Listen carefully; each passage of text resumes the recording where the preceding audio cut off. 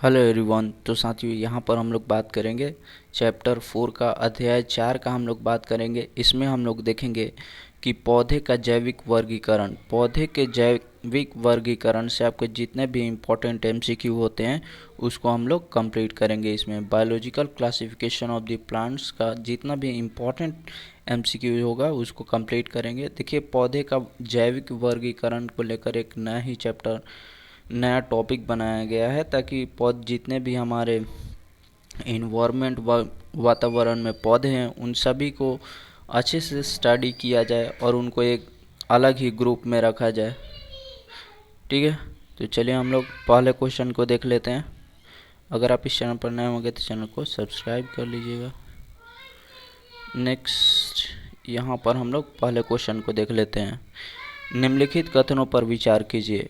यहाँ पर आपके पास जो कथन दिए गए हैं, उपयुक्त में से कौन सा कथन सही है। आपको बताना है कि दोनों कथन में से कौन सा कथन सही है। पहले कथन का बात कर लेते हैं। तो जीवों की संरचना, प्रजनन, स्वभाव या पोषण आदि गुणों के आधार पर विभिन्न श्रेणियों में बांटना वर्गीकरण कहलाता है। तो पहला कथन आपका बिल्कुल सही है, क्योंकि जीवों की संरचना, प्रजनन हो, स्वभाव हो, पोषण हो आदि गुणों के आधार पर विभिन्न श्रेणियों में बांटना वर्गीकरण कहलाता है। अगर किसी भी जीव को हम लोग क्या करते हैं कि किसी ग्रुप में बांटते हैं तो उनका हम लोग देखेंगे प्रजनन किस तरह से करते हैं, असेक्सुअल करते हैं या सेक्सुअल रिप्रोडक्शन करते हैं।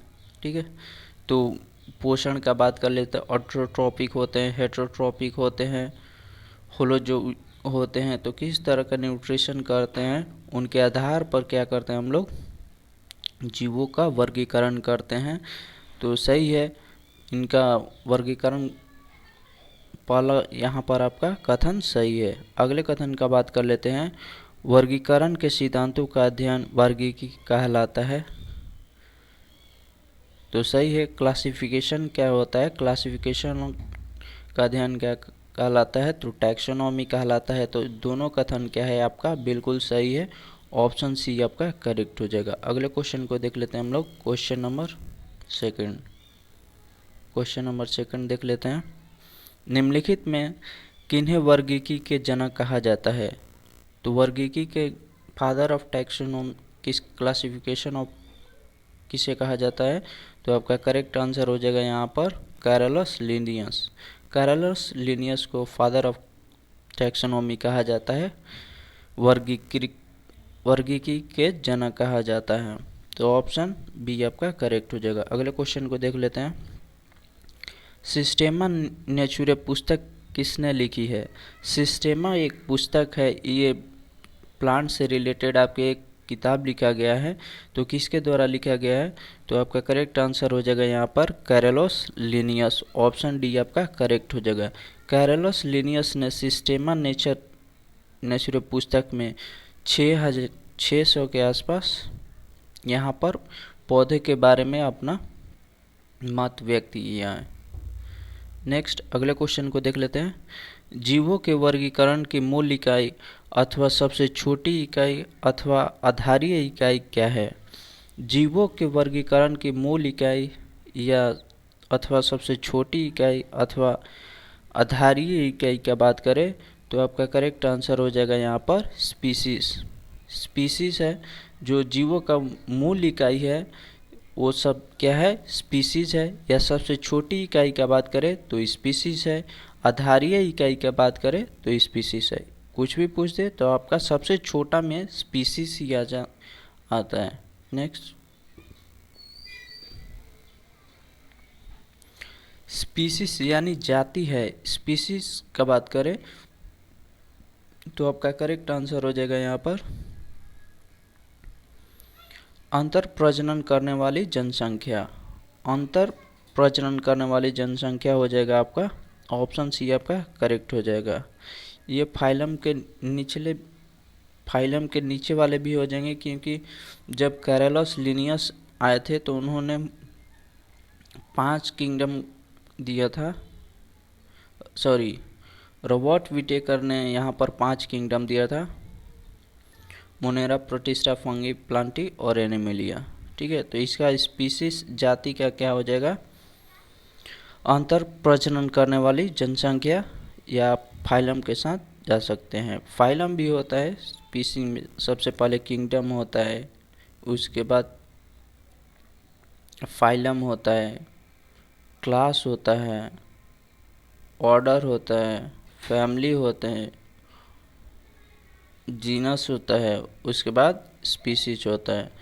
तो ये आपके क्लासिफिकेशन है। सबसे पहले किंगडम आता है, उसके बाद फाइलम आता है, उसके बाद क्लास आता है, ऑर्डर आता है, फैमिली आता है, जीनस आता है, उसके बाद स्पीसीज। तो सबसे बड़ा आपका किंगडम होता है और सबसे छोटा आपका स्पीसीज होता है। नेक्स्ट, द्विपद नामकरण पद्धति सर्वप्रथम किसने प्रारंभ किया था? द्विपद नामक पद्धति का बात करें तो इसमें क्या होता है कि देखिए, जो जितने भी प्लांट्स और एनिमल्स होते हैं उनके दो नाम होते हैं। एक तो होता है स्पीसीज नेम और दूसरा होता है जीनस नेम। पहला आपका स्पीसीज, दूसरा जीनस नेम होता है। जैसे होमो सेपियंस मानव का ले ले, मानव में क्या होता है कि इसका साइंटिफिक नेम क्या होता है? होमो सेपियंस। होमो सेपियंस, होमो क्या हो गया तो स्पीसीज हो गया, और सेपियंस क्या हो गया तो जीनस हो गया। तो ऐसे दो शब्द होते हैं, जितने भी आपके साइंटिफिक होंगे नेम उसमें दो शब्द होते हैं, एक होता है स्पीसीज और दूसरा होता है जीनस। तो स्पीसीज पहला वाला स्पीसीज होता है और दूसरा वाला जीनस होता है। जैसे मानव का साइंटिफिक नेम होता है होमो सेपियंस, तो मानव यहाँ पर होमो क्या हो गया स्पीसीज हो गया, जीनस क्या हो गया ये आपका सेपियंस हो गया। ठीक है, तो यहाँ पर पूछा है कि द्विपद नामकरण पद्धति सर्वप्रथम किसने प्रारंभ किया था? तो आपका करेक्ट आंसर हो जाएगा यहाँ पर कैरलस लिनियस। ऑप्शन ये आपका करेक्ट हो जाएगा। नेक्स्ट, अगले क्वेश्चन को देख लेते हैं हम लोग। 5 जगत वर्गीकरण किसके द्वारा किया गया था? तो 5 किंगडम क्लासिफिकेशन किसके द्वारा किया गया था? तो आपका करेक्ट आंसर हो जाएगा यहाँ पर R.H. Whitaker, Robert H Whitaker. ये 1965 में किए थे। 1965 में उन्होंने 5 जगत वर्गीकरण किया था, क्लासिफिकेशन 5 किंगडम क्लासिफिकेशन। पहला था आपका मोनेरा, दूसरा था प्रतिष्ठा, और तीसरा था फंगी, और चौथा था प्लांट पौधे, और पांचवा था आपका एनिमल जंतु। तो पहला मोनेरा, दूसरा प्रतिष्ठा, तीसरा फंगी, चौथा पौधा और पांचवा जंतु। ये आपके रॉबर्ट विटेकर के द्वारा 5 किंगडम क्लासिफिकेशन दिया गया था, 5 जगत वर्गीकरण दिया गया था। नेक्स्ट, विटेकर के 5 जगत वर्गीकरण में प्रोकारियोट्स को रखा गया है। तो जो प्रोकारियोट्स है इसको प्रिमिटिव सेल्स भी बोलते हैं। ये सबसे पहले आए थे पृथ्वी पर। तो 5 जगत वर्गीकरण में प्रोटिस्टा का बात करें तो आपका करेक्ट आंसर हो जाएगा यहाँ पर मोनेरा। मोनेरा में जितने भी आपको देखिएगा कि सबसे पुराने पुराने जितने भी पहले आए थे जीव उनको मोनेरा में रखा गया है। मोनेरा के बाद प्रोटिस्टा में रखा गया है, उसके बाद फंजाई, उसके बाद प्लांट यानी पौधे, उसके बाद एनिमल में।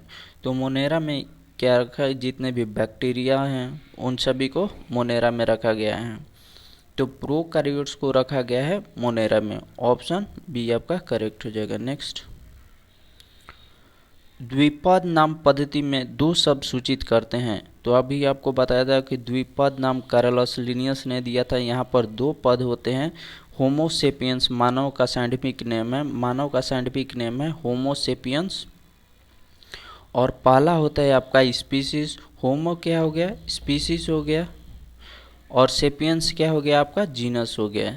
स्पीसीज और जीनस, तो आपका करेक्ट आंसर हो जाएगा यहाँ पर स्पीसीज और जीनस। ऑप्शन बी आपका करेक्ट हो जाएगा। नेक्स्ट, अगले क्वेश्चन को देख लेते हैं। द्विनाम पद्धति का अभिप्राय है पौधे के नामों को 2 शब्दों में लिखना जो बताते हैं उनके। तो आपका करेक्ट आंसर हो जाएगा यहाँ पर वंश एवं जाति। ऑप्शन सी आपका करेक्ट हो गया, स्पीसीज और जीनस। जीनस जाति बताते हैं, स्पीसीज वंश बताते हैं। नेक्स्ट, वर्गीकरण की प्राकृतिक सिस्टम किस वनस्पति वैज्ञानिक ने प्रस्तुत किया था? वर्गीकरण की प्राकृतिक सिस्टम का बात करें तो किस वनस्पति वैज्ञानिक ने प्रस्तुत किया था? तो आपका करेक्ट आंसर हो जाएगा यहाँ पर स्वीडिश, ऑप्शन डी आपका करेक्ट हो जाएगा। नेक्स्ट, अगले क्वेश्चन को देख लेते हैं। पौधों का नाम देने वाला विज्ञान कहलाता है? पौधों का नाम देने वाला विज्ञान का बात करें तो आपका करेक्ट आंसर हो जाएगा यहाँ पर वर्गीकी, ऑप्शन डी आपका करेक्ट हो जाएगा। इसको बोला जाता है टैक्सोनॉमी। नेक्स्ट, अगले क्वेश्चन को देख लेते हैं। 5 जगत में कुल कितने जगत में केवल एक कोशिकीय जीव ही सम्मिलित हैं? तो 5 जगत मोनेरा, प्रोटिस्टा, फंगी, प्लांट और एनिमल है। पहला है आपका मोनेरा, दूसरा है प्रोटिस्ट, तीसरा आपका फंगी, चौथा है आपको पौधा और पांचवा है जंतु।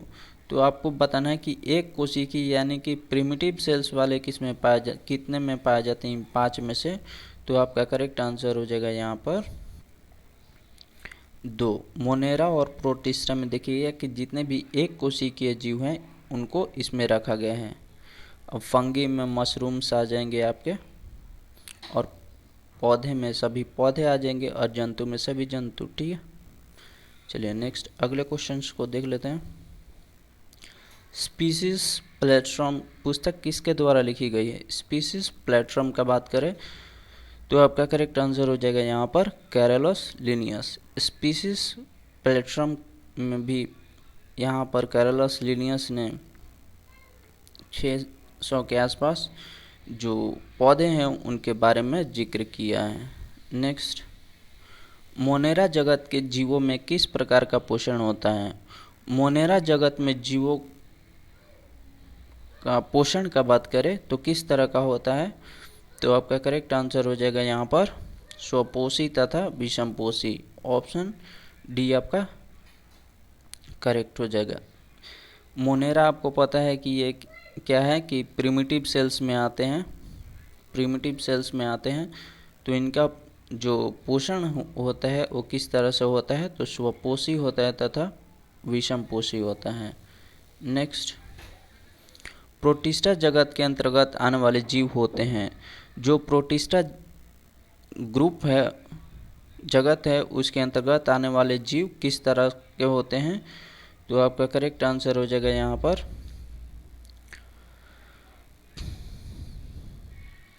देखिए प्रोटिस्टा किस में आ जाएगा? तो मोनेरा में आ जाएगा। मोनेरा क्या होते हैं? प्रिमिटिव सेल्स होते हैं। तो ये ऑटोट्रॉप्स भी होते हैं, यहाँ पर हेट्रोट्रॉप्स और कीमोट्रॉप्स भी होते हैं। तो इनमें से सभी आपका सही हो जाएगा। ऑटोट्रॉप्स भी होते हैं, हेट्रोट्रॉप्स भी होते हैं और कीमोट्रॉप्स। तो ऑप्शन डी आपका करेक्ट हो जाएगा। इसमें से सभी सही सत्य है।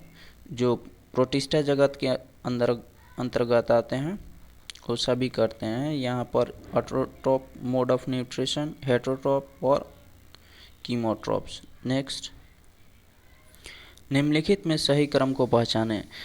तो यहाँ पर आपको जो क्लासिफिकेशन ऑफ किंगडम था, जगत था, उसको आपको सही ऑर्डर में आपको लगाना है। तो सबसे छोटा स्तर का बात करें तो देखिए सबसे पहले आता है किंगडम, यहाँ पर फाइलम, क्लास, ऑर्डर, फैमिली, यहाँ पर जीनस, उसके बाद आता है स्पीसीज। तो सबसे पहले आपका स्पीसीज आएगा, सही क्रम में सबसे पहले स्पीसीज आएगा। अगर हम लोग बेसिक से जाए तो सबसे पहले स्पीसीज, उसके बाद जीनस आ जाएगा, उसके बाद फैमिली तो दिया नहीं है, तो ऑर्डर, उसके बाद किंगडम। तो आपका करेक्ट आंसर हो जाएगा यहाँ पर ऑप्शन बी। सबसे पहले स्पीसीज यहाँ पर दिया है, उसके बाद जीनस दिया है, उसके बाद ऑर्डर दिया है, फैमिली दिया नहीं है किसी में, उसके बाद किंगडम यानी सबसे बड़ा। सबसे छोटा फाइलम होता है स्पीसीज, सबसे बड़ा फाइलम होता है किंगडम। तो ऑप्शन बी आपका करेक्ट हो जाएगा। नेक्स्ट, किस टैक्सोनॉमिक शब्द को वर्गीकरण के किसी भी पायदान पर प्रयोग में ला सकते हैं? किस टैक्सोनॉमिक शब्द को वर्गीकरण के किसी भी पायदान पर ला सकते हैं, प्रयोग में ला सकते हैं? तो आपका करेक्ट आंसर हो जाएगा यहाँ पर टैक्सॉन। ऑप्शन सी आपका करेक्ट हो जाएगा। नेक्स्ट, निम्नलिखित में कौन प्रोकैरियोट जीव हैं? तो प्रोकैरियोट यानी मोनेरा ग्रुप में कौन से आते हैं? प्रोकैरियोट जीव कौन से होते हैं? प्रिमिटिव सेल्स कौन से होते हैं? तो आपका करेक्ट आंसर हो जाएगा यहाँ पर बैक्टीरिया। आपको बताया था कि जो बैक्टीरिया जितने भी मोनेरा में होते हैं वो एक तरह से प्रिमिटिव सेल्स होते हैं, तो बैक्टीरिया क्या है, एक प्रिमिटिव सेल्स पाया जाता है। तो ऑप्शन सी आपका करेक्ट हो जाएगा। अगले क्वेश्चन को देख लेते हैं हम लोग। क्वेश्चन नंबर 20, किस वर्ग की अनुक्रम के जीव आपस में अंतर प्रजनन में भाग लेते हैं? तो आपका करेक्ट आंसर हो जाएगा यहाँ पर स्पीसीज। ऑप्शन डी आपका करेक्ट आंसर हो जाएगा यहाँ पर। नेक्स्ट,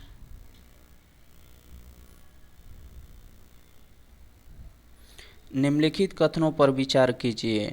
तो यहाँ पर आपके पास दो कथन दिए गए हैं और आपको बताना है कि उपयुक्त में से कौन सा कथन सही है। तो दोनों में से कौन सा कथन सही है ये आपको बताना है। तो चलिए हम लोग पहले कथन को देख लेते हैं। जीवों के बाह्य लक्षणों के आधार पर विभिन्न समूहों में वर्गीकृत करने की विधि को कृत्रिम वर्गीकृत पद्धति कहते हैं। तो बिल्कुल सही है। अगर हम किसी जीव का बाहर लक्षण को देखकर हम लोग वर्गीकृत करते हैं और उनका एक अलग समूह में रख देते हैं तो इस पद्धति को कहा जाता है कृत्रिम वर्गीकरण पद्धति। तो पहला बिल्कुल सही है। कृत्रिम वर्गीकरण पद्धति की शुरुआत जॉर्ज बेंथम तथा डाल्टन हुकर ने शुरू की थी। तो ये कृत्रिम पद्धति की जो शुरुआत थी वो जॉर्ज बेंथम तथा जॉन डाल्टन हुकर ने शुरुआत नहीं किया था। तो ऑप्शन एक आपका बिल्कुल सही हो जाएगा। अगले क्वेश्चन को देख लेते हैं हम लोग। सभी जीव पौधे हो जंतु हो बने होते हैं। तो जितने भी सजीव हमारे इस पृथ्वी पर हैं उनका निर्माण किस तरह से हुआ है? तो आपका करेक्ट आंसर हो जाएगा यहाँ पर कोशिका के द्वारा। इंसान जितने भी हैं सेल होते हैं, इंसान जो बने हैं उसमें कोशिका के द्वारा बने हुए हैं, उसमें रासायनिक अणुओं द्वारा बने होते हैं और जैविक अणुओं द्वारा। इसमें से सभी आपका करेक्ट हो जाएगा। तो रासायनिक अणु हो, जैविक अणु हो या कोशिका द्वारा, तो इनमें से सभी से पौधे या जंतु का निर्माण होता है। नेक्स्ट, विटेकर ने 5 जगत वर्गीकरण में यूकारियोट्स को निम्नलिखित में से किस वर्ग में रखा था? तो यूकारियोट्स आपको बताया, प्रोकैरियोट्स को हम लोग देख लिए हैं कि रॉबर्ट विटेकर ने 5 यहाँ पर जगत वर्गीकरण किया था। सबसे पहले मोनेरा, दूसरा प्रोटिस्टा, तीसरा फंगी, चौथा पौधा और पांचवा जंतु। तो ये आपके 5 जगत में वर्गीकरण रॉबर्ट विटेकर ने किया था। तो यहाँ पर जो पहले थे ये आपके पहले 2 थे, ये क्या थे? तो प्रोकैरियोट्स थे। तो बाकी सभी क्या हैं? यूकैरियोट्स हैं। तो आपके यहाँ पर 3 जो बाकी रह गए वो सभी यूकैरियोट्स हैं। तो यहाँ पर देखिए ऑप्शन कथन दिया है कि सभी 5 किंगडम क्लासिफिकेशन, ये गलत है। 5 में से 4 किंगडम क्लासिफिकेशन, ये भी गलत है।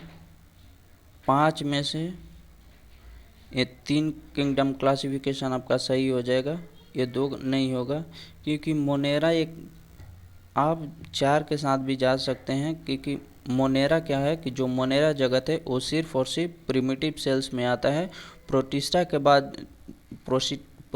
के बाद जितने भी जीव है उसमें सभी में विकास हो गया था। तो आप 4 किंगडम क्लासिफिकेशन के साथ जा सकते हैं। ठीक है, तो ऑप्शन बी आपका करेक्ट हो जाएगा। नेक्स्ट, जेनेरा प्लेटफॉर्म किसने लिखा था? जेनेरा प्लेटफॉर्म का बात करें तो आपका करेक्ट आंसर हो जाएगा यहाँ पर बेंथम तथा हुकर। ऑप्शन डी आपका करेक्ट हो जाएगा।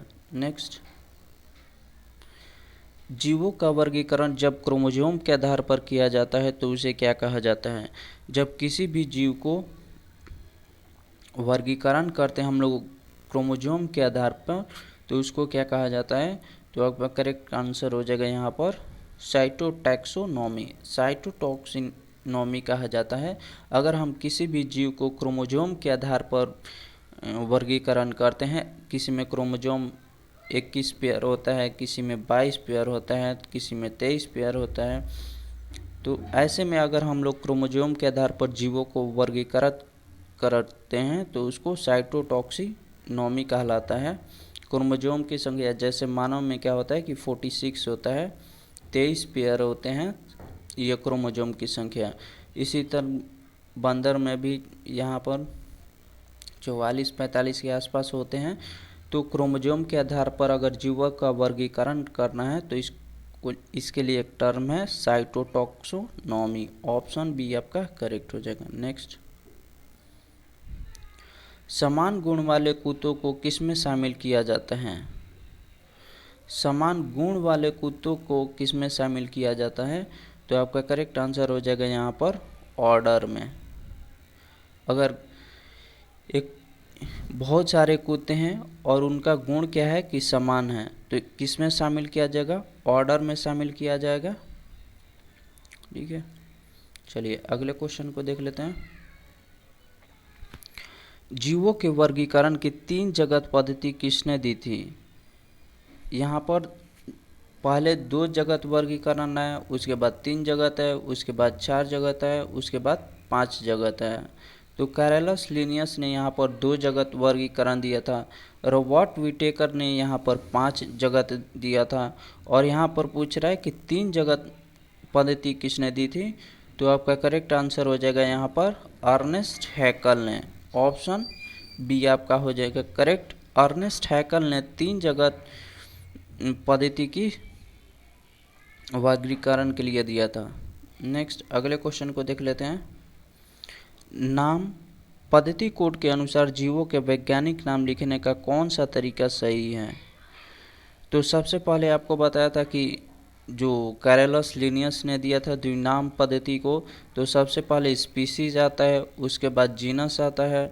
तो यहाँ पर अमीबा प्रोटियोस दिया है, तो कौन सा यहाँ पर आपका सही है? तो ये नाम पद्धति को लिखने के लिए बहुत सारा कॉन्सेप्ट है, उसको आपको देखना पड़ेगा कि पहला आपका जो स्पीसीज का है वो कैपिटल लेटर में होना चाहिए, जो जीनस है उसका सभी स्मॉल लेटर में होना चाहिए, तो ऐसे होता है। ठीक है, तो आपका करेक्ट आंसर हो जाएगा यहाँ पर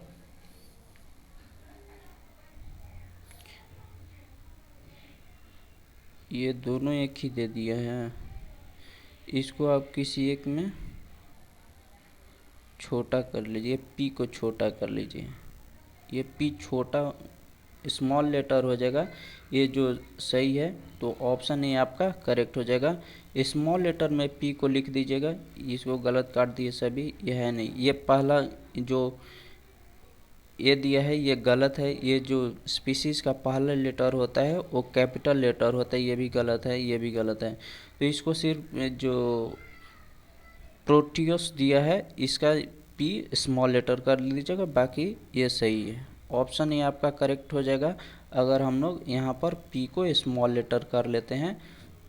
ठीक है, चलिए नेक्स्ट अगले क्वेश्चन को देख लेते हैं।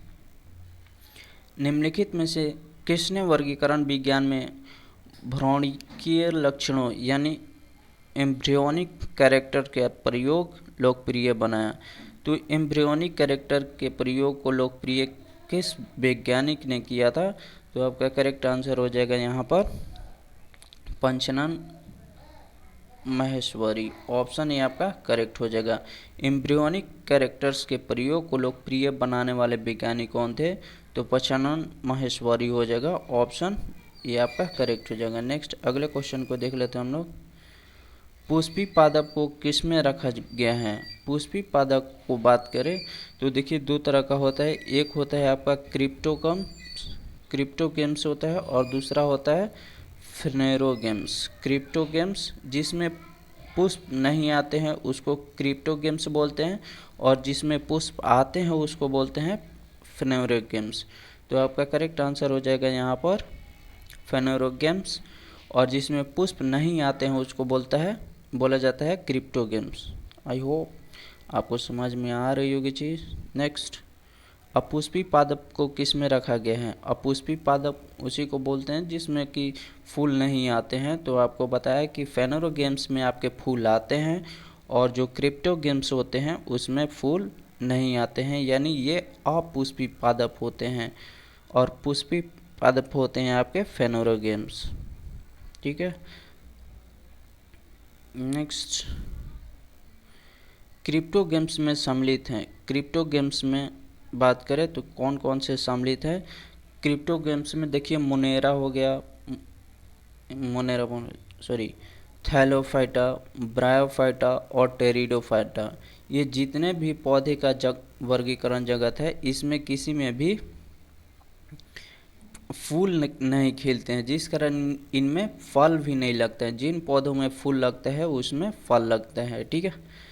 तो यहाँ पर थैलोफाइट हुआ, ब्रायोफाइट हुआ, टेरिडोफाइट हुआ, तो इनमें से सभी आपका सम्मिलित हैं किसमें? क्रिप्टोगेम्स में, क्योंकि ये सभी अपुष्पी है, इसमें फूल नहीं लगता है। तो थैलोफाइट हुआ, ब्रायोफाइट हुआ और टेरिडोफाइट हुआ, इसमें सभी क्या होते हैं? तो क्रिप्टोगेम्स के अंदर आते हैं। नेक्स्ट अगले क्वेश्चन को देख लेते हैं हम लोग। क्वेश्चन नंबर 33, फ्नेरोगेम्स में शामिल है। फ्नेरोगेम्स में कौन से शामिल हैं? तो देखिए एक होता है आवृत बीजी और एक होता है अनावृत बीजी। एक होता है जिम्नोस्पर्म और एक होता है एंजियोस्पर्म।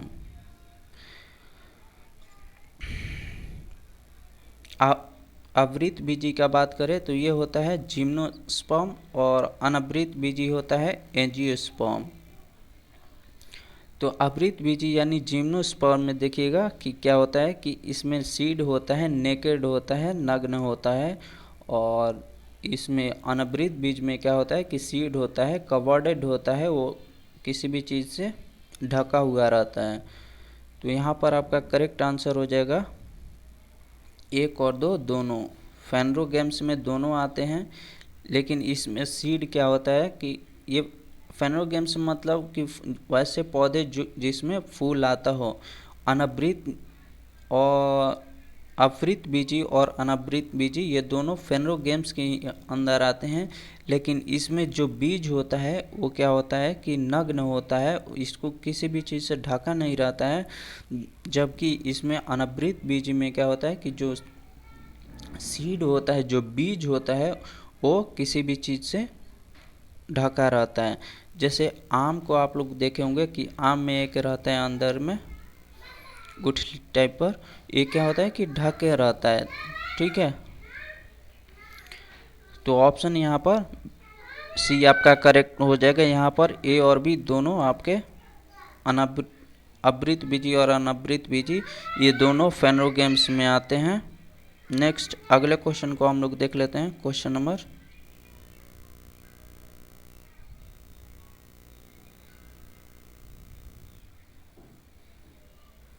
थैलोफाइटा समूह के पादपों में निम्नलिखित में कौन लक्षण पाए जाते हैं? तो थैलोफाइट समूह के पादप यानी पौधे में कौन से लक्षण पाए जाते हैं? तो सबसे पहले थैलोफाइट हम लोग देखा था, प्लांट का जो पौधे का वर्गीकरण किया गया था उसमें हम लोगों ने देखा था क्रिप्टोगेमी और एक फ्नेरोगेमी। क्रिप्टोगेमी में आता है थैलोफाइट, ब्रायोफाइट और टेरिडोफाइट, और फ्नेरोगेमी में आता है यहाँ पर जिम्नोस्पर्म और एंजियोस्पर्म, आवृत बीजी और अनावृत बीजी, ये दोनों फ्नेरोगेम्स में आते हैं। तो थैलोफाइट भी एक किसका समूह है? तो क्रिप्टोगेमी का है।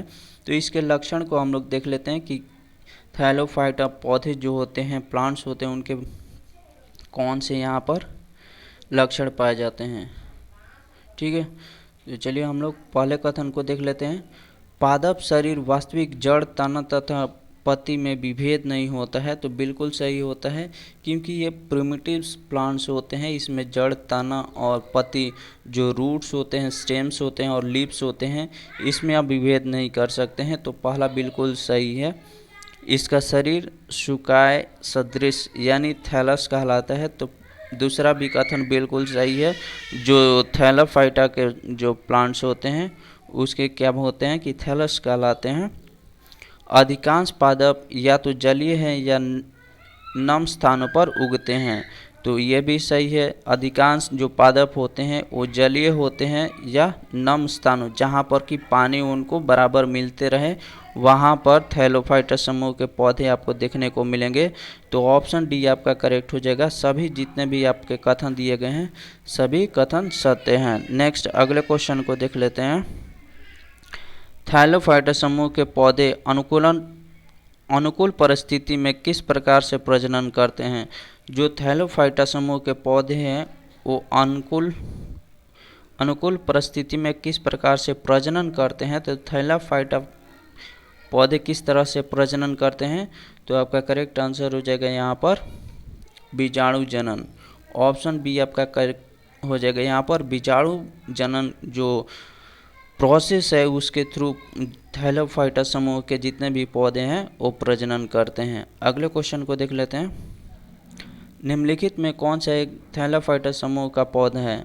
तो थैलोफाइटा का एक कौन सा समूह है, कौन सा एक थैलोफाइटा समूह का पौधा है। थैलोफाइटा समूह के अंदर कौन सा पौधा आएगा। तो आपका करेक्ट आंसर हो जाएगा यहाँ पर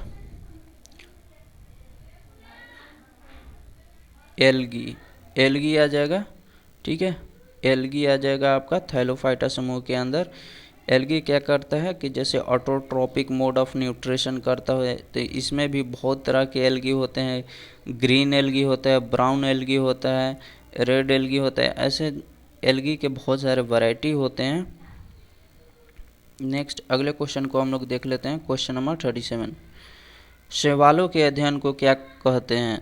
शैवालों के अध्ययन का बात करें, जो एल्गी का अध्ययन को क्या कहा जाता है। तो आपका करेक्ट आंसर हो जाएगा यहाँ पर फाइकोलॉजी।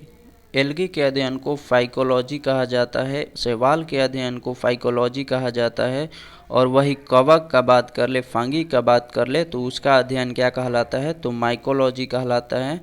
और शैवाल का अध्ययन फाइकोलॉजी कहलाता है। चलिए अगले क्वेश्चन को देख लेते हैं। Question number 38। निम्नलिखित कथनों पर विचार कीजिए। यहाँ पर दो कथन दिए गए हैं, उपयुक्त में से कौन सा कथन सही है। आपको बताना है कि इन दोनों में से कौन सा कथन सही कथन है। तो पहला कथन देख लेते हैं। शैवाल एक कोशिकीय होते हैं, जो एल्गी होते हैं एक कोशिकीय होते हैं। बिल्कुल सही है। शैवाल बहुकोशिकीय होते हैं।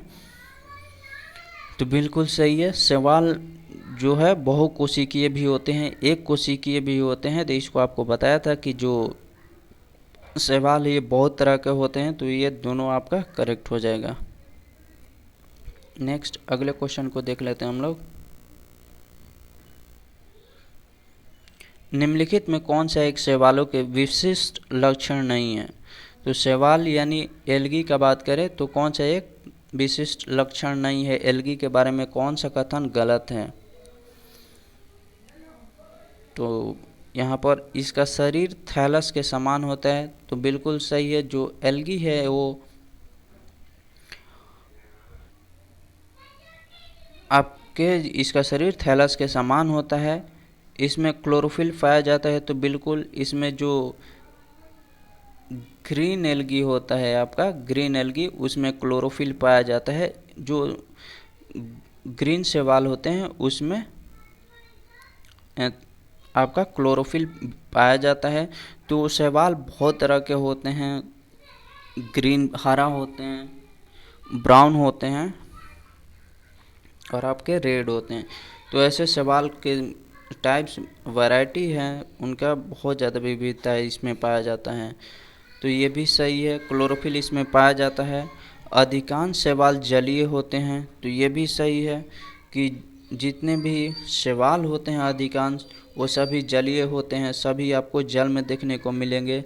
ग्रीन एल्गी हुआ, ब्राउन एल्गी हुआ, ये समुद्र के किनारे आपको देखने को मिलेंगे।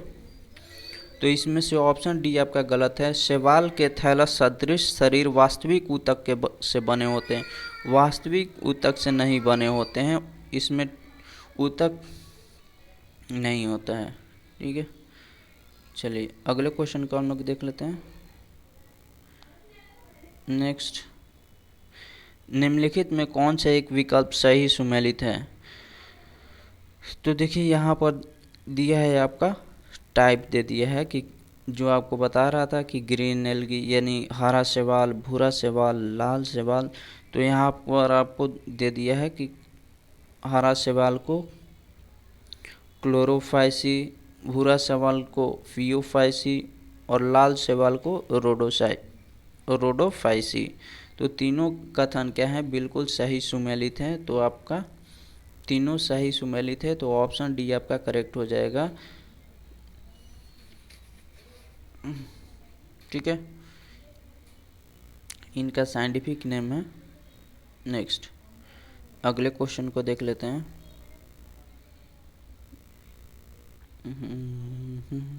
हाइड्रा की कोशिकाओं में पाए जाने वाला शैवाल है। हाइड्रा की कोशिकाओं में कौन सा शैवाल पाया जाता है? तो आपका करेक्ट आंसर हो जाएगा यहाँ पर जुक्लोरेला। ऑप्शन ए आपका करेक्ट हो जाएगा। अगले क्वेश्चन को देख लेते हैं। निम्नलिखित में कौन सा शैवाल बर्फ की सतह पर उग सकते हैं? तो कौन से ऐसे शैवाल है, कौन से ऐसे एल्गी हैं जो बर्फ की सतह पर उग सकते हैं? तो आपका करेक्ट आंसर हो जाएगा यहाँ पर क्लेमाइडोमोनास हो जाएगा आपका। ऑप्शन सी आपका करेक्ट हो जाएगा। जो क्लेमाइडोमोनास हैं, ये सभी शैवाल बर्फ की सतह पर उग सकते हैं। नेक्स्ट, अगले क्वेश्चन को देख लेते हैं। शैवालों की कोशिका भित्ति किसकी बनी होती है? शैवालों की कोशिका भित्ति किसकी बनी होती है? तो एल्गी होता है, इसमें कोशिका भित्ति भी पाया जाता है। और ये किस चीज़ से बनी होती है? तो आपका करेक्ट आंसर हो जाएगा यहाँ पर सेलुलोज की बनी होती है। ऑप्शन डी आपका करेक्ट हो जाएगा। नेक्स्ट, अगले क्वेश्चन को देख लेते हैं। शैवालों की विभिन्न जातियों में किस प्रकार का प्रजनन होता है? शैवालों की विभिन्न जातियों में प्रजनन का बात करें, यानी एल्गी में किस तरह के प्रजनन होते हैं? तो आपका करेक्ट आंसर हो जाएगा यहाँ पर शैवालों की विभिन्न जातियों में किस प्रकार का प्रजनन होता है? तो आपका करेक्ट आंसर हो जाएगा यहाँ पर अलैंगिक होता है। ऑप्शन सी आपका करेक्ट हो जाएगा। नेक्स्ट, अगले क्वेश्चन को देख लेते हैं। निम्नलिखित में कौन हरा शैवाल है? हरा शैवाल के अंतर्गत कौन से आते हैं? तो आपका करेक्ट आंसर हो जाएगा यहाँ पर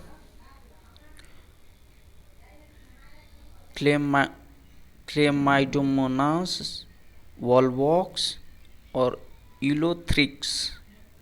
तो यहाँ पर सभी आपका सही हो जाएगा। जो क्लेमाइडोमोनास और वॉलवॉक्स और इलोथ्रिक्स हैं, ये सभी ग्रीन एल्गी के अंदर आते हैं, हरे शैवाल के अंदर आते हैं। अगले क्वेश्चन को देख लेते हैं हम लोग।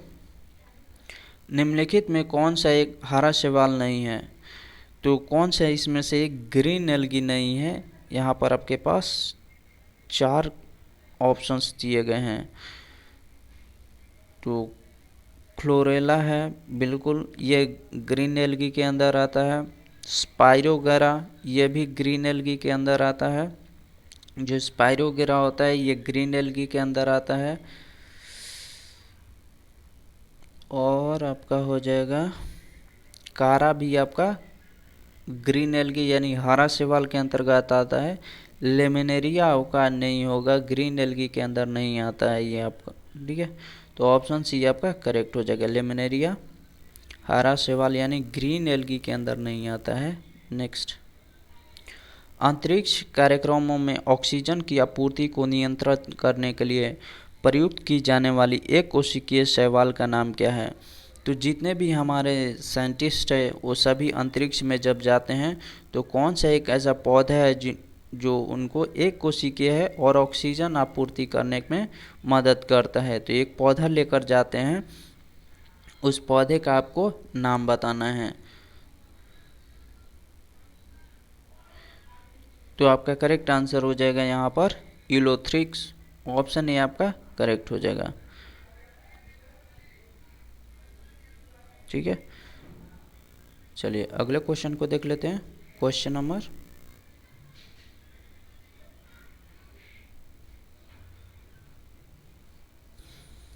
क्वेश्चन नंबर 48, निम्नलिखित में कौन भूरे शैवाल हैं? तो यहाँ पर अब आपको भूरा शैवाल के अंतर्गत कौन कौन से आते हैं ये बताना है।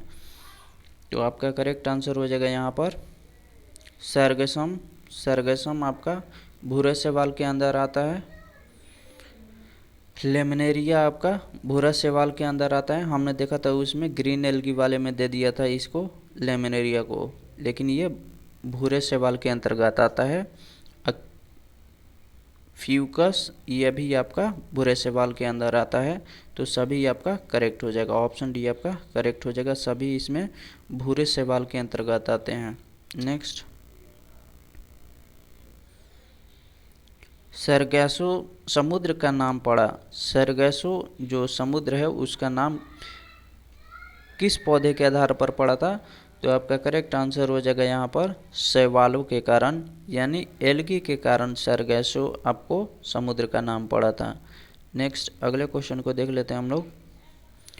किस शैवाल से आयोडीन की प्राप्ति होती है? अगर आपको आयोडीन प्राप्त करना है तो किस एल्गी का प्रयोग करते हैं, किस शैवाल का प्रयोग करते हैं? तो आपका करेक्ट आंसर हो जाएगा यहाँ पर लेमिनेरिया। ऑप्शन बी आपका करेक्ट हो जाएगा। लेमिनेरिया एक शैवाल है जिससे कि आयोडीन की प्राप्ति होती है। नेक्स्ट अगले क्वेश्चन को देख लेते हैं। केल्प प्राप्त होता है। केल्प का बात करें तो केल्प किस पौधे से प्राप्त किया जाता है? तो आपका करेक्ट आंसर हो जाएगा यहाँ पर समुद्री शैवाल। जो ओशियंस में एल्गी पाए जाते हैं उसे केल्प प्राप्त किया जाता है। नेक्स्ट अगले क्वेश्चन को देख लेते हैं। निम्नलिखित में किस वर्ग के शैवाल को समुद्री घास भी कहा जाता है? तो किस वर्ग के शैवाल को समुद्री घास कहा जाता है? शैवाल मतलब एल्गी, आपको बताना है कि किस वर्ग के एल्गी को आपको समुद्री घास कहा जाता है। तो आपका करेक्ट आंसर हो जाएगा यहाँ पर वियोफाइसी। ऑप्शन बी आपका करेक्ट हो जाएगा। नेक्स्ट अगले क्वेश्चन को देख लेते हैं। क्वेश्चन नंबर 53, खून को जमने से रोकने में सहायक यौगिक sodium laminarin sulphate. Sodium laminarin sulphate किस शैवाल से प्राप्त किया जाता है? तो आपका करेक्ट आंसर हो जाएगा यहाँ पर लेमिनेरिया। ऑप्शन ए आपका करेक्ट हो जाएगा। तो खून को जमने से रोकने में सहायक यौगिक सोडियम लेमिनेरिन सल्फेट किस शैवाल से यानी एल्गी से प्राप्त किया जाता है? तो लेमिनेरिया हो जाएगा आपका करेक्ट आंसर। नेक्स्ट अगले क्वेश्चन को देख लेते हैं। क्वेश्चन नंबर 54, कुछ समुद्री खरपतवार खाने में निम्नलिखित में से किस रोग होने की संभावना नहीं होगी? तो समुद्री अगर खरपतवार खाते हैं तो उसमें से कौन सा रोग होने की संभावना नहीं होगा? तो आपका करेक्ट आंसर हो जाएगा यहाँ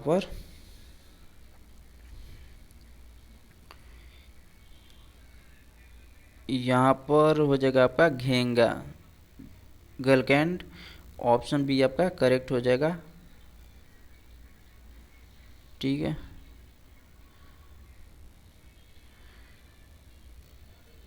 खरपतवार खाने से निम्नलिखित रोग होने की संभावना नहीं होगी, तो घेंगा हो जाएगा।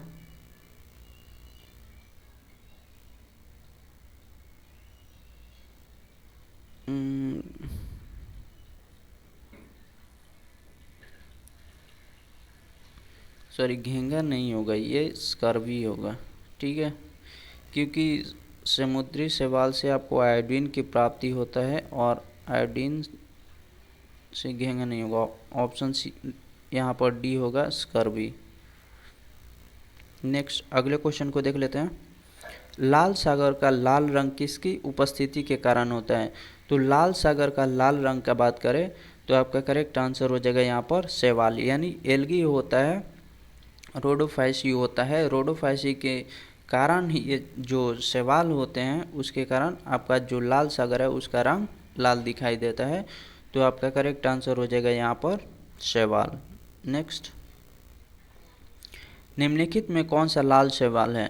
तो लाल शैवाल का बात करें तो इसमें रेड एल्गी का बात करें तो इसमें से आपको एग्जाम्पल्स दिए हैं, उसमें से आपको बताना है कि कौन से पौधे आपको रेड एल्गी यानी लाल शैवाल के अंतर्गत आते हैं। तो आपका करेक्ट आंसर हो जाएगा यहाँ पर पोरफायरा, ग्रेसिलेरिया और जेलिडियम। तो यहाँ पर आपके तीनों जो ऑप्शंस दिए हैं ये सभी आपके लाल शैवाल के अंतर्गत आते हैं। नेक्स्ट, अगले क्वेश्चन को देख लेते हैं। कृत्रिम वृद्धि माध्यम यानी आर्टिफिशियल ग्रोथ मीडियम का बात करें, बनाने में काम आने वाला अगर अगर किससे प्राप्त होता है? तो कृत्रिम वृद्धि माध्यम आर्टिफिशियल ग्रोथ मीडियम बनाने में काम आने वाला अगर अगर का बात करें तो किससे प्राप्त किया जाता है? तो आपका करेक्ट आंसर हो जाएगा यहाँ पर शैवाल से, एल्गी से प्राप्त किया जाता है। नेक्स्ट, अगले क्वेश्चन को देख लेते हैं। अगर अगर किससे तैयार होता है? तो आपका करेक्ट आंसर हो जाएगा यहाँ पर लाल शैवाल से तैयार किया जाता है, रेड एल्गी से तैयार किया जाता है। नेक्स्ट, अगले क्वेश्चन को देख लेते हैं। एक कोशिकीय शैवाल निम्न में से कौन है? एक कोशिकीय शैवाल का बात करें, सिंगल सेल यहाँ पर एल्गी का बात करें तो आपका करेक्ट आंसर हो जाएगा यहाँ पर क्लेमाइडोमोनास। ऑप्शन ए आपका करेक्ट हो जाएगा। ये एक क्या है कि सिंगल सेल कोशिका है, शैवाल है। नेक्स्ट, शैवालों में संचित भोजन के रूप में क्या होता है? एल्गी में जो भोजन संचित होता है वो किस रूप में संचित होता है? तो आपका करेक्ट आंसर हो जाएगा स्टार्च के रूप में। जो एल्गी होते हैं वो भोजन को स्टार्च के रूप में संचित करते हैं। ऑप्शन बी आपका करेक्ट हो जाएगा। नेक्स्ट, निम्नलिखित में कौन जैव उर्वरक के रूप में प्रयोग होता है? तो जैव उर्वरक के रूप में प्रयोग किसका किया जाता है? तो आपका करेक्ट आंसर हो जाएगा यहाँ पर राइजोबियम। आप देखे होंगे कि जो चने के पौधे होते हैं, लेग्यूमिनस प्लांट्स होते हैं, उसमें राइजोबियम बैक्टीरिया पाया जाता है। नील हरित शैवाल होते हैं, ये भी ब्लू ग्रीन एल्गी होते हैं, ये भी क्या है कि जो धान के फसल होते हैं उसमें मदद करते हैं। और एजोला भी जो बैक्टीरिया होता है ये भी आपका जैव उर्वरक के रूप में आता। तो ऑप्शन डी आपका करेक्ट हो जाएगा। इसमें से राइजोबियम, नील हरित शैवाल और एजोला ये सभी क्या है? जैव उर्वरक पौधे हैं। पौधे नहीं बोल सकते लेकिन जैव उर्वरक के रूप में इस्तेमाल किया जाता है। निम्नलिखित में कौन सा पौधा थैलोफाइटा समूह में नहीं आता है? तो थैलोफाइटा के जितने भी प्लांट्स होते हैं वो सभी क्या होते हैं? क्रिप्टोगैमी होते हैं। तो आपको बताना है कि थैलोफाइटा समूह के अंतर्गत कौन से इसमें से नहीं आएगा पौधा। तो आपका करेक्ट आंसर हो जाएगा यहाँ पर रिक्सिया। ऑप्शन डी आपका करेक्ट हो जाएगा। बाकी कारा, अल्वा और स्पाइरोगारा ये सभी थैलोफाइटा समूह के अंतर्गत आते हैं। ठीक है, यहाँ पर ऑप्शन डी रिक्सिया नहीं आएगा। नेक्स्ट, निम्नलिखित में कौन सा एक विकल्प सही सुमेलित है? तो यहाँ पर आपके पास देख लेते हैं ऑप्शंस। Rhodophyceae, Chlorophyceae. तो यहाँ पर एल्गी आपको दिया है कि एल्गी और उनका साइंटिफिक नेम दिया है और आपको मैच करना है रोडोफाइसी, क्लोरोफाइसी, रोडोफाइसी।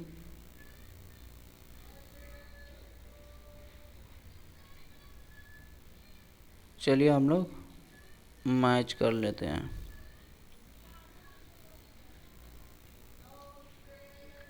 पहला देख लेते हैं, निम्नलिखित में कौन सा एक विकल्प सही सुमेलित है? तो फियोफाइसी के अंदर मैनीटोल आता है, बिल्कुल सही है। जो फियोफाइसी है ये मैनीटोल के अंदर आता है। अगले यहाँ पर ऑप्शन देख लेते हैं। रोडोफाइसी डिक्टियोटा के अंतर्गत आता है, गलत है। क्लोरोफाइसी का बात करें, क्लोरोफाइसी तो अगतिशील युग्मक है, ये भी गलत है। रोडोफाइसी का बात करें तब फाइको एरिथ्रिन होगा, और तो ये आपका सही है। तो 1 और 4 आपका सही है, ठीक है। चलिए नेक्स्ट अगले क्वेश्चन को हम लोग देख लेते हैं। निम्न जीवों पर विचार कीजिए, उपयुक्त में कौन सा शैवाल है। तो कौन सा एल्गी है, यहाँ पर आपके पास 4 ऑप्शंस दिए हैं, इसमें से आपको बताना है कि कौन सा एक एल्गी है यानी शैवाल है। तो इलोथ्रिक्स है और अल्वा है। अभी हमने देखा इलोथ्रिक्स और अल्वा क्या है, ये सभी शैवाल हैं। तो 3 और 4 आपका करेक्ट हो जाएगा। नेक्स्ट अगले क्वेश्चन को देख लेते हैं। निम्नलिखित में कौन सा पदार्थ शैवालों से प्राप्त होता है। तो शैवालों से प्राप्त होने वाले पदार्थ कौन कौन से हैं। शैवालों से प्राप्त होने वाले पदार्थ का बात करें तो आपका करेक्ट आंसर हो जाएगा यहाँ पर एल्जीन। आपका शैवाल यानी एल्गी से प्राप्त किया जाता है, और एल्जीन और आपका केराटिनिन भी आपका एल्गी से प्राप्त किया जाता है, ठीक है। तो 1 और 3 ऑप्शन डी आपका करेक्ट हो जाएगा। एल्जीन और केराटिनिन पाया जाता है आपका शैवाल से, एल्गी से। नेक्स्ट लाइकेन जो एक नग्न चट्टान पर भी पारिस्थितिकी तंत्र का प्रारंभ करने में सक्षम है, वास्तव में किसके सहजीवी सहचर्य हैं। तो जो लाइकेन होते हैं जो एक नग्न चट्टान पर भी पारिस्थितिकी तंत्र का प्रारंभ करने में सक्षम है, वास्तव में किसके सहजीवी सहचर्य हैं। तो एल्गी और फंगी के होते हैं, कवक और शैवाल के होते हैं। तो आपका करेक्ट आंसर हो जाएगा यहाँ पर शैवाल और कवक। एल्गी और फंगी होते हैं, एल्गी और फंगी मिलके क्या बनाते हैं, लाइकेन का निर्माण। नेक्स्ट लाइकेन में कवक और शैवाल के मध्य सहजीवी संबंध कहलाता है। तो लाइकेन में कवक और शैवाल के मध्य सहजीवी संबंध क्या कहलाता है। तो आपका करेक्ट आंसर हो जाएगा यहाँ पर होलोटिज्म। ऑप्शन ए आपका करेक्ट हो जाएगा, ठीक है। ऑप्शन होलोटिज्म हो जाएगा। Symbiotic relation between algae and fungi क्या होता है, लाइकेन होता है।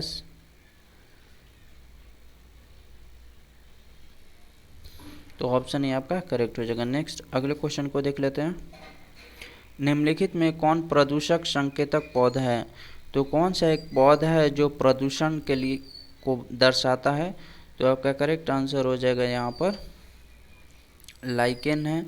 ये क्या होता है, वाइट से ब्लू हो जाता है, ठीक है।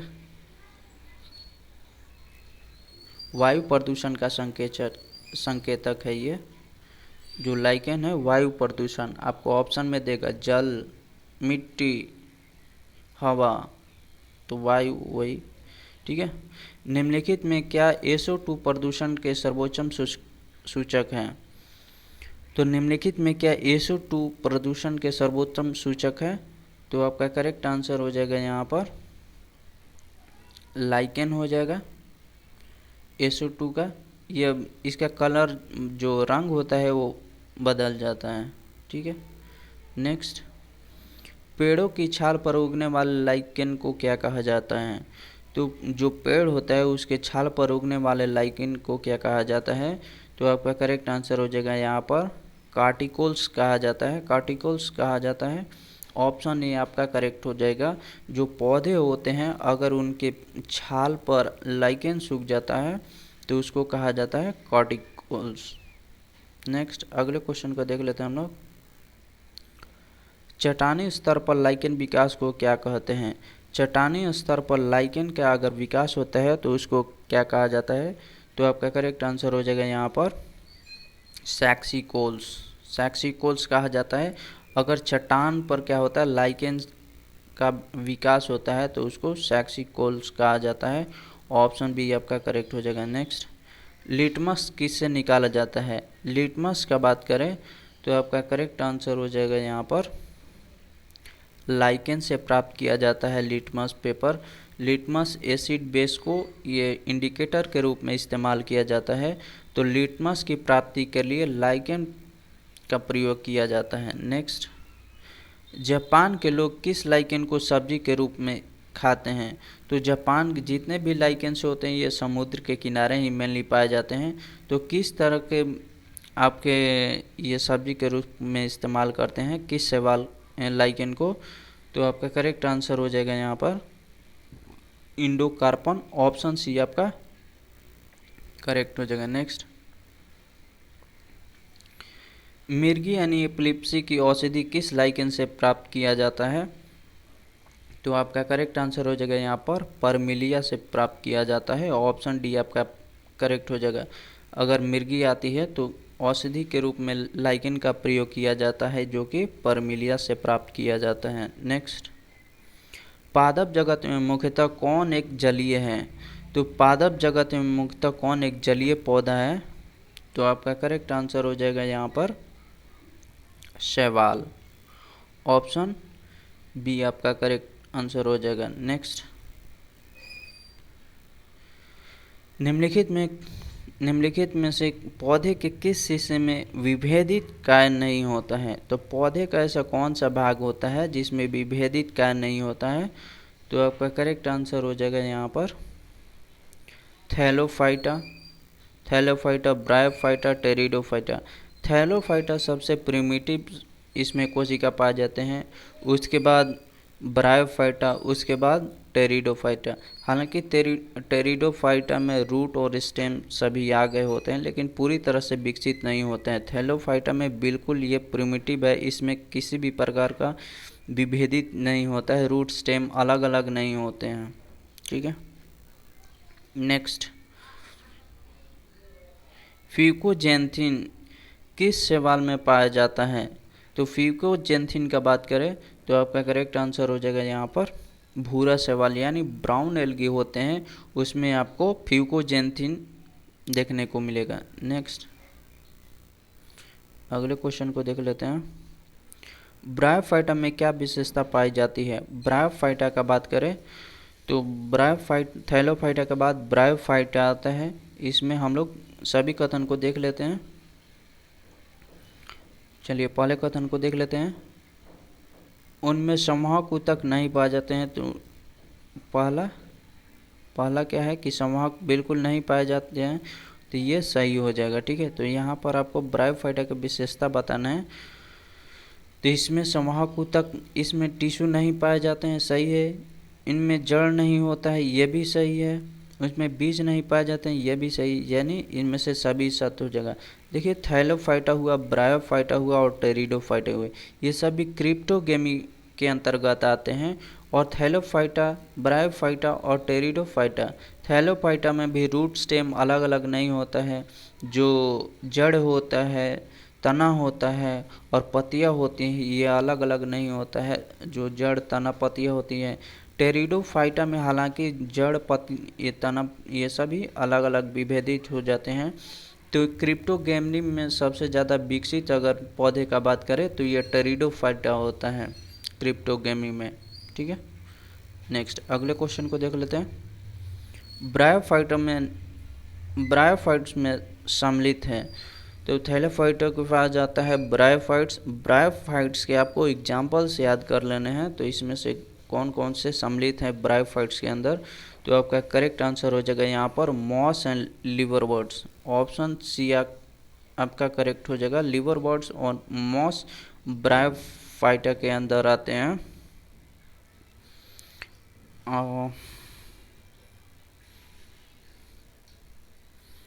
चलिए नेक्स्ट, निम्नलिखित में कौन ब्रायोफाइट्स नहीं है? तो ब्रायोफाइट्स के अंदर कौन से इसमें से नहीं होगा?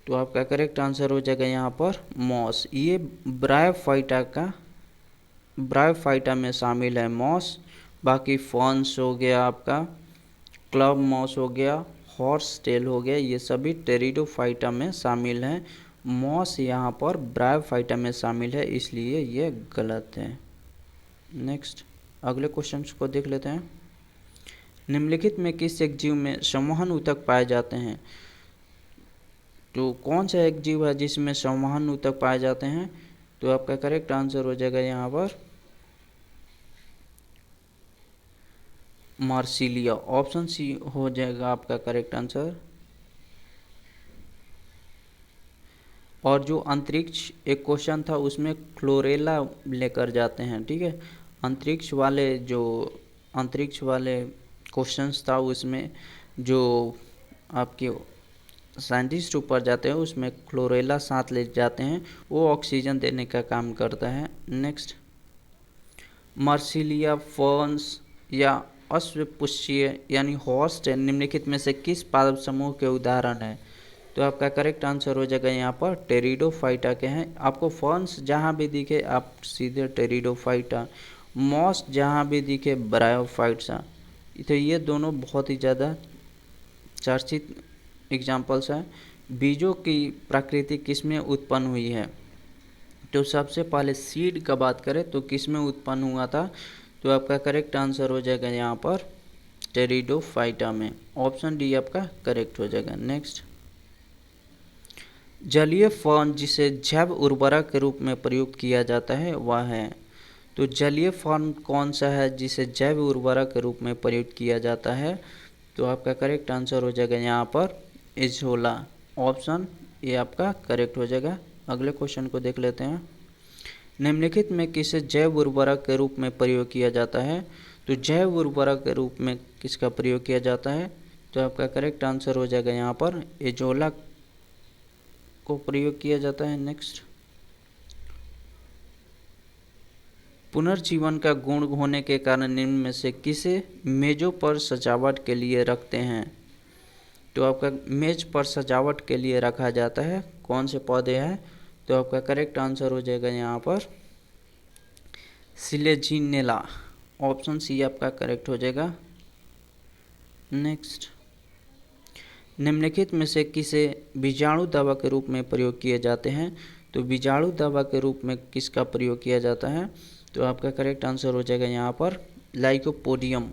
ऑप्शन ए आपका करेक्ट हो जाएगा। लाइकोपोडियम का प्रयोग किया जाता है बीजाणु दवा के रूप में। नेक्स्ट अगले क्वेश्चन को देख लेते हैं। सबसे अधिक क्रोमोसोम किस में पाए जाते हैं? तो सबसे अधिक क्रोमोसोम का बात करें तो आपका करेक्ट आंसर हो जाएगा यहाँ पर टेरिडोफाइटा में पाया जाता है। नेक्स्ट डैश 20 रहित संवहनी पौधे होते हैं जो स्वतंत्र गैमेटोफाइट तथा स्पेरोफाइट चरणों के साथ एक अद्वितीय जीवन चक्र साझा करते हैं, जिनकी संवहनी पौधों सहित आमतौर पर सामान्य विशेषताओं के कारण एक साथ चर्चा की जाती है। तो आपका करेक्ट आंसर हो जाएगा इसका टेरिडोफाइटा का चर्चा की जाती है। अगले क्वेश्चंस को देख लेते हैं। पौधे के वर्गीकरण के बारे में निम्नलिखित में से कौन सा कथन सही है? तो पौधे के वर्गीकरण के बारे में निम्नलिखित में से कौन सा एक कथन सही है? तो आपका करेक्ट आंसर हो जाएगा यहाँ पर ब्रायोफाइटा में संवहन तंत्र नहीं पाए जाते हैं। यही आपको क्या हो जाएगा सही कथन है, ठीक है। चलिए अगले क्वेश्चंस को देख लेते हैं हम लोग।